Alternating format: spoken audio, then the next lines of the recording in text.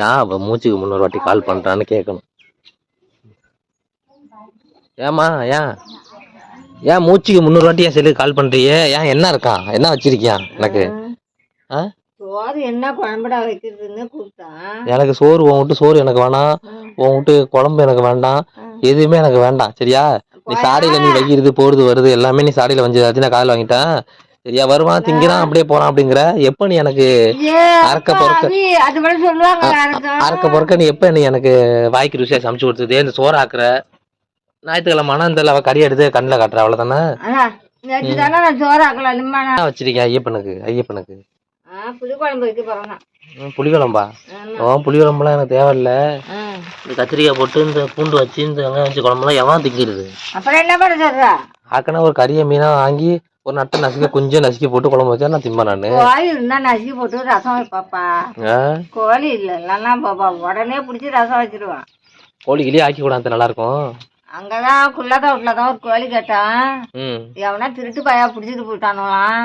என்ன பிடிச்சிட்டு போனாங்களாம்? சாவலை பிடிச்சிட்டு போட்டானுலாம். ஐயோ திருட்டு பையில ஏன் தான் அப்படி ஊர்ல அலையறானு அலையறானு அப்படி அலைஞ்சுக்கிட்டு கறி மீன் அலைஞ்சுக்கிட்டு எவனா பிடிச்சிட்டு போய் ஆக்கி தின்ட்டான். சேவல் ஆக்கி தின்ட்டானாமா? ஐயோ இதெல்லாம் எப்படி போய் கேட்டுவிட்டு எம்மா இதா வளர்த்தது அதை போய் பிடிச்சிருக்கானோ? மனசாட்சி இருக்காது அவனுக்கு. அதை போய் கேட்டுவிட்டு அதுக்குதான் எத்தனை கோழி பிடிச்சாங்களாம்? எத்தனை கோழி? 3 கோழியோ 2 கோழியோ தெரியல பிடிச்சிட்டு போட்டானுவான். குளத்தோட்டு கோழிய பிடிச்சி விட்டானுவா? ஐயோ பாவம் அது. அதான் ஐயப்பனுக்கு ஒரு குஞ்சு கொடு நச்சுக்கி ரசம் வைக்கணும்னு போய் கேட்டோம். ஏன் குஞ்சுதான் கேட்பேன் அதுகிட்ட போய்? ஏன் பொட்டை கோழி தான் கேட்க மாட்டியா? பொட்டை கோழி ஒரு விடையா வாங்கினா நல்லா இருக்கும் உடம்புக்கு. சரி சேவலை காணா போனது என்னன்னு சொல்லி வஞ்சுது அது? அதெல்லாம் தான் வஞ்சது. கறியா துணியா அதை துணியா இதை துணியான்னு தான் வயுது. ஐயோ அப்பதான் நான் போய் ஒரு விடை வந்தா ஒண்ணு கொடுன்னு கேட்டேன்.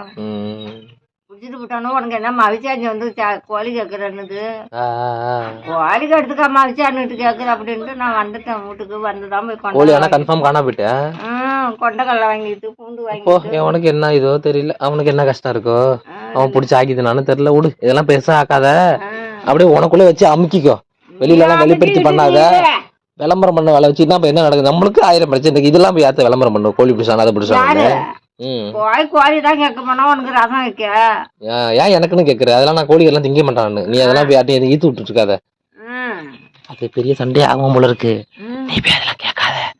கேட்டீங்க என்ன பிரச்சனை பெருசாகும். நீ அமைதி அப்படியே உங்குள்ள வச்சுக்கிட்டு அப்படியே கமுக்கமா இரு. ஏன்னா திடீர்னு நான் எதுவும் சொல்றேன்னு வச்சுக்கோ, நீ போய் 4 பேர்ட்ட சொல்ல ஐயோ ராணி தான் பிடிச்சி ஆக்கி தந்துட்டானு உன் பேரு. அததான் அதோட வாயை முட்டை கம்முன்னு அமுக்கிக்கிட்டு அப்படியே இரு. போடாத சவுண்டு போட்டு பேசாத. கோழி எவனை தூக்கிட்டு போனதுக்கு நீயா அதை பத்தி விளம்பரம் பண்ற? நீனு ஏன் அப்படி கத்துற?